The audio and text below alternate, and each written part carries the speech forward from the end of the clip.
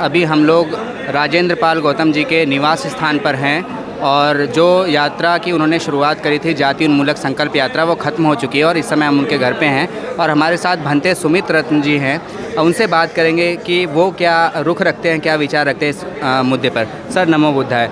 Sir नमो बुद्धाय, इंकलाब जिंदाबाद, जय भीम। बताइए सर, ये आह्वान आज किया गया था राजेंद्र पाल गौतम जी के द्वारा और इतने भारी संख्या में लोग यहाँ जुटे, क्या समझते हैं सर आज ये जो शुरुआत हुई है ये कहाँ तक पहुँचेगी? राजेंद्र पाल गौतम जी ने जो भी कदम उठाया है वो कदम कोई अलग से नहीं है।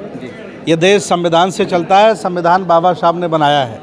अगर बाबा साहब ने 22 प्रतिज्ञाएं दोहरा करके अपराध किया है तो ये अपराध राजेंद्र पाल गौतम ने भी किया है और भंते सुमित रतन जी ने भी किया है। और अगर किसी की नज़र में ये अपराध है तो इस अपराध को 1000 बार हम करेंगे, किसी से डरने वाले हम लोग नहीं हैं। सर, भाजपा आरएसएस की दोहरी मानसिकता पर आप क्या कहेंगे? एक तरफ तो उनके मंत्री जो है खुलेआम नफरती बयान देते हैं, दूसरी तरफ राजेंद्र पाल गौतम जी ने सिर्फ प्रतिज्ञा दोहराई थी और उनको जो है पूछताछ के लिए थाने बुलाया जाता है और अन्य कार्रवाई के लिए काम करती है भाजपा। इस पर क्या कहेंगे? मनुवादी आरएसएस के लोग बौखला गए हैं।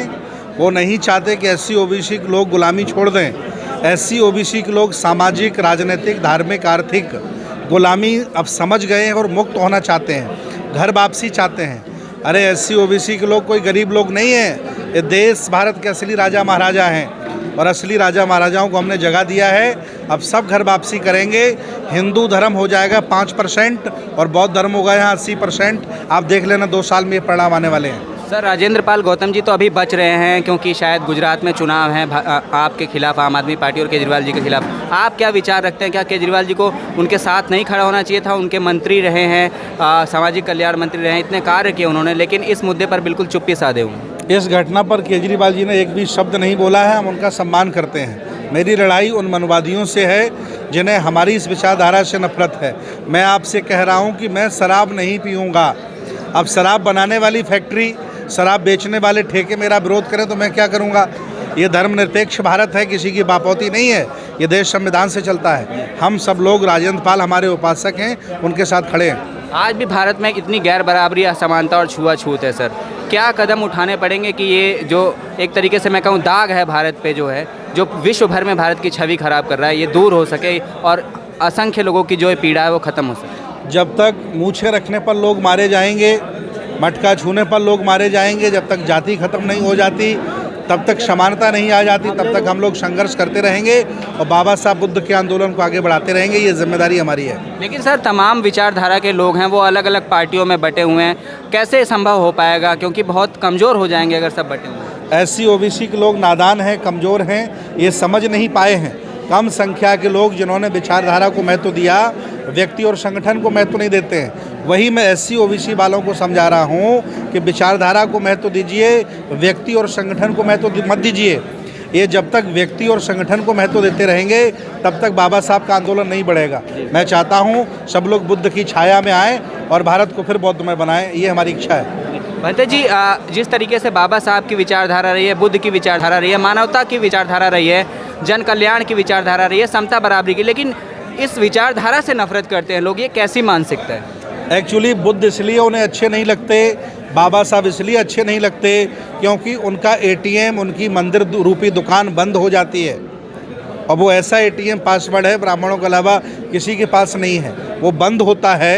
इसलिए बाबा साहब और बुद्ध से ये नफरत करते हैं। लेकिन मेरा बहुजन जाग गया है। अब आमने सामने की लड़ाई है, या तो ये सुधर जाएंगे नहीं तो देश छोड़ के चले जाएंगे। लेकिन भंते जी, वो अपनी तमाम रैलियों में जो है बुद्ध और बाबा साहब की प्रतिमाओं का इस्तेमाल करते हैं, उनकी फ़ोटो तस्वीरें लगाते हैं और जिससे बहुजन समाज के लोग भ्रमित होते हैं और उनके साथ जाते हैं। इसको किस तरीके से आप ठीक? कोई भी ब्राह्मणी धर्म को मानने वाला व्यक्ति भगवान बुद्ध का सम्मान करता है, बाबा साहब की फ़ोटो लगाता है, ये छलावा है, ये छलावा है। ऐसा बिल्कुल नहीं हो सकता कि वो सम्मान करने लगा है। ऐसे छलावा वालों से बहुजन आंदोलन के लोगों को बच के रहना चाहिए। क्योंकि सर, आप एक धार्मिक धर्म गुरु भी हैं, बौद्ध धर्म को आप प्रचार प्रसार में लगे हुए हैं, आपने खुद भी इसे अपनाया है। बौद्ध धर्म की क्या दीक्षा है, क्या लोगों को मैसेज देना चाहिए? भगवान बुद्ध का दर्शन समानता में विश्वास करता है। भगवान बुद्ध का धर्म करुणा, दया, शील, भाईचारा में विश्वास करता है। ब्राह्मण धर्म असमानता में विश्वास करता है। इसलिए मेरे भोले भाले लोग ब्राह्मणों ने अपने चुंगल में फंसा लिए हैं, मैं उनको समझा कर के वहाँ से निकाल रहा हूँ। इसलिए ब्राह्मण लोग बौखला रहे हैं, आरएसएस लोग बौखला रहे हैं। अब उनके रोकने से कुछ होने वाला नहीं है, भारत बौद्ध में बनेगा। एक साधु सन्यासी जो है वो राजनीतिक मंशाओं से दूर रहता है, राजनीतिक चीज़ों से दूर रहता है, लेकिन आप हमेशा मुखर रहते हैं देश में जो भी मुद्दे हों, दलितों पे अत्याचार के मामले हों, असमानता हो और तमाम ऐसी घटनाएं। सर, आप एक धर्म गुरु भी हैं और इन मुद्दे पर भी मुखर रहते हैं, क्या आप इसके पीछे? मैं धर्म गुरु होने से पहले भारत का नागरिक हूँ, जिम्मेदार नागरिक हूँ। अगर कहीं भी असमानता होगी, किसी के साथ अन्याय होगा, दुर्व्यवहार होगा, तो मेरी ये जिम्मेदारी है जागरूक नागरिक होने की माध्यम से कि मैं उसको जगाऊं और उसका विरोध करूं। अगर मैं गलत चीज़ का विरोध नहीं करूंगा तो मैं मुर्दा हो जाऊंगा और मेरी मुर्दों में पहचान हो जाएगी। इसलिए मैं अपने जागरूक होने का परिचय देता हूं। सर, अभी ऑल इंडिया बुद्धिस्ट सोसाइटी से राज रतन अंबेडकर जी भी जुड़े हुए हैं, तो आप उनका जुड़ना कैसे देखते हैं? ये सारे लोग हमारे उपासक हैं। जितने भी संगठन हैं, जितनी भी विचारधाराओं के हमारे संगठन हैं, सब मेरे हैं, कोई अलग नहीं है। हमने लोगों को समझा लिया है, व्यक्ति बड़ा नहीं होता, संगठन बड़ा नहीं होता, विचारधारा बड़ी होती। सब लोग साथ आ गए हैं, अब भारत को बौद्धमय हम बना के मानेंगे। एक सर, मेरा निजी सवाल है, आप कब सर आप प्रभावित हुए बुद्ध धर्म से, आपने बुद्ध धर्म अपनाया? आज हमको 25 वर्ष हो गए हैं चीवर पहने, और इस चीवर में रह कर के हमने पूरे भारत की यात्रा की है, कई देशों की यात्रा की है। मैं समझ गया हूँ कि बुद्ध का मार्ग ही भारत को स्वर्णिम भारत बना सकता है और हक वंचित असहाय लोगों को न्याय दे सकता है। इसलिए मैं सबको बौद्ध बनाना चाहता हूँ। सर, शुक्रिया हमसे बात करने के लिए। तो ये भंते सुमित रत्न जी थे, हमने उनसे बात करी। आज वो भी जो है राजेंद्र पाल गौतम जी के घर पे जो है आए थे और जो उनके द्वारा ये आह्वान किया गया था उसमें सम्मिलित हुए थे। और क्या ज्ञान, करुणा, शील, समता और बौद्ध के यही विचार जो हैं उनके जीवन के लक्ष्य हैं और वो लोगों तक पहुंचाना चाहते हैं। जहां भी असमानता होगी, गैर बराबरी होगी, भंते सुमित रत्न जी ने कहा है कि वो अन्याय के खिलाफ, जुल्म के खिलाफ, गैर बराबरी के खिलाफ हमेशा बोलेंगे और हमेशा जो है मुखर रहेंगे ऐसे मुद्दों पर। शुक्रिया, मैं हूं सत्येंद्र कुमार, आप देख रहे हैं जन निर्माण भारत।